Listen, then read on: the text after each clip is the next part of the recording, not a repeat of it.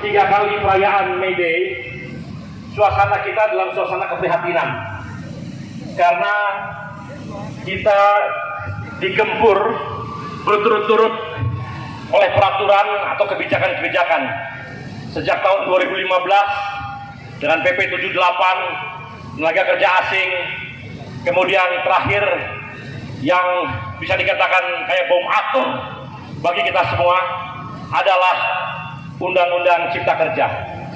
Itu adalah suatu masa di mana kita mengalami kekelaman, dan setelah itu pun kita bertahun-tahun berjuang, sedikit banyak sepi kita tetap melawan.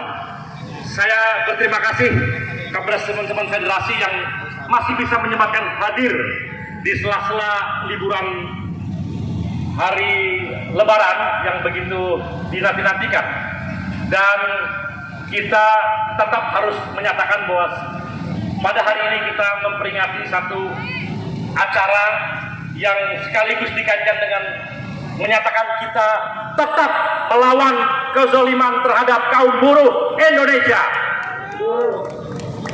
Saudara-saudara, dengarkan, kita boleh jadi kita kalah karena kita dihadang-hadang, karena kita mungkin tidak punya uang untuk datang kemari, karena mungkin kita juga bertengkar dengan sesama kita karena berlainan pandangan, kemudian kita seolah-olah itu boleh, kalah itu boleh. Yang tidak boleh itu menyerah, saudara-saudara. Kita boleh kalah, tapi kita tidak akan pernah menyerah, saudara-saudara. Kalau menyerah itu adalah pernyataan batin. Tiba-tiba orang mengatakan, ya sudahlah, Pak Ketua, Pak Sekjen, Pak Ketum, percuma kita bergerak karena tidak ada hasilnya apa-apa. Kita nerima saja apa itu kebijakan yang dilahirkan. Itu adalah kekalahan besar bagi gerakan buruh Indonesia bila itu terjadi pada kita, saudara-saudara. Jadi clear, kita tidak pernah menyerah.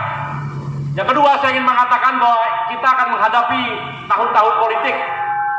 Tahun-tahun politik ini rentan terhadap permainan-permainan tukar tambah, terutama pimpinan-pimpinan serikat buruh ini rentan terhadap tukar tambah untuk memenangkan satu pasangan calon ataupun partai politik tertentu. Ini hati-hati. Saya paling tidak kepada KSPSI, saya menyatakan paling tidak, syukur-syukur diamini oleh yang lain, bahwa gerakan buruh Indonesia atau setidak-tidaknya KSPSI tidak akan menjual murah dalam pilpres yang akan datang.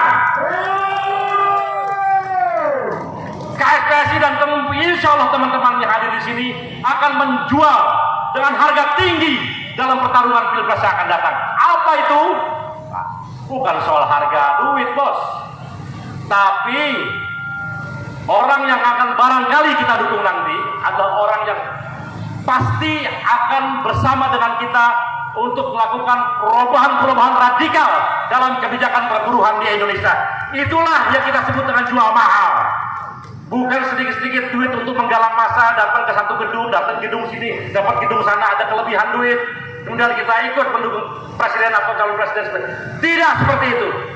Yang kedua, saya ingin memastikan juga bahwa KSPSI atau setidak-tidaknya teman-teman yang lain juga tidak berminat, bahkan mempertimbangkan kepada siapapun yang di-endorse oleh rezim yang sekarang menghasilkan Omnibus Law Cipta Kerja dan peraturan-peraturan yang menindas kaum buruh kelompok kerja Indonesia. Hidup buruh! Terakhir saya ingin menyampaikan begini. Sebentar lagi kita akan diadu, saudara-saudara. Orang ini nasionalis, ini Islam, nasionalis dan Islam diadu. Saya sangat tidak setuju seperti itu. Kenapa? Yang penting bukan bagaimana kita mendukung salah satu, tapi yang terpenting adalah bagaimana mereka itu berkhidmat untuk rakyat kita, untuk rakyat atau untuk kaum buruh kita. Karena sekarang ini banyak saudara-saudara orang yang menyatakan saya nasionalis, saya cinta NKRI, saya cinta Indonesia. Tapi faktanya kebijakan yang meminggirkan rakyat jelata termasuk kaum buruh. Ini adalah kaum nasionalis sontoloyo, saudara-saudara. Begitu juga orang menyatakan saya pemimpin dari partai yang berbasis atau saya pemimpin muslim, tapi gemar melahirkan keputusan-keputusan yang juga menindas kaum pekerja, kaum rakyat Indonesia pada umumnya. Ini juga adalah pemimpin gadungan, pemimpin sontoloyo. Mereka ingin saya katakan bahwa pemimpin-pemimpin nasionalis dan Islam yang sekarang ada berbeda dengan mereka-mereka yang lahir pada zaman kemerdekaan. Kaum nasionalis zaman kemerdekaan, orang yang mengaku pemimpin Islam dalam zaman kemerdekaan, mereka seluruhnya berkhidmat kepada rakyat Indonesia. Sekarang banyak yang berkhidmat kepada berapa gue dapat, berapa miliar gue dapat, berapa triliun gue dapat. Karena itu kaum buruh harus hati-hati. Mudah-mudahan ini bisa dimengerti, karena faktanya kaum nasionalis sebetulnya idenya bagus, Islam itu bagus, tapi diselewengkan oleh banyak para pemimpin kita yang akhir-akhir ini. Semoga saya ingin menyampaikan terakhir lagi, pendiri atau kaum bapak nasionalisme Indonesia adalah Bung Karno. Bung Karno melahirkan satu isme yang disebut dengan Marhainism. Marhain itu idenya adalah membela orang-orang kecil, membela kaum buruh, membela petani-petani yang hanya punya sepetak tanah, membela pedagang kaki lima. Itulah Marhain. Tapi faktanya, ya, gagasan Marhainisme yang dicanangkan oleh para pendiri bangsa kita, khususnya Bung Karno, telah dihianati oleh pemimpin-pemimpin nasionalis hari ini, saudara-saudara. Kita adalah kaum Marhain. Kita ini Marhain. Dan kita kaum buruh. Pedagang cilok, pedagang pecel, itu adalah Marhain. Petani-petani yang sekarang tanahnya tergusur-gusur, hanya punya 0,2 hektar rata-rata petani di Indonesia, itu adalah Marhain. Digusur terus-menerus. Ini pesan buat pemimpin Islam. Rasulullah pernah bertemu dengan seorang buruh batu. Kemudian dipegang tangannya oleh Rasulullah dan dia mengatakan, "Ya Rasul, tangan saya kasar seperti kasarnya batu." Lalu apa yang dilakukan oleh Rasulullah? Dia cium tangannya, saudara, kaum buruh itu. Karena menurut Rasul, tangan inilah yang akan membawa dia dan keluarganya ke dalam surga.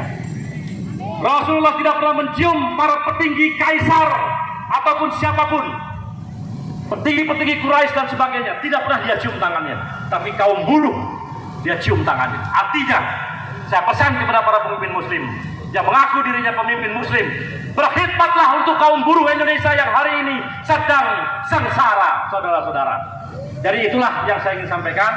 Mudah-mudahan ini bisa didengar, dan saya yakin kita semua akan tetap konsisten dan akan mengabarkan bahwa kita akan terus melawan. Terima kasih, selamat berjuang. Hidup buruh! Hidup buruh! Hidup buruh yang melawan. Assalamualaikum warahmatullahi wabarakatuh. Waalaikumsalam warahmatullahi wabarakatuh.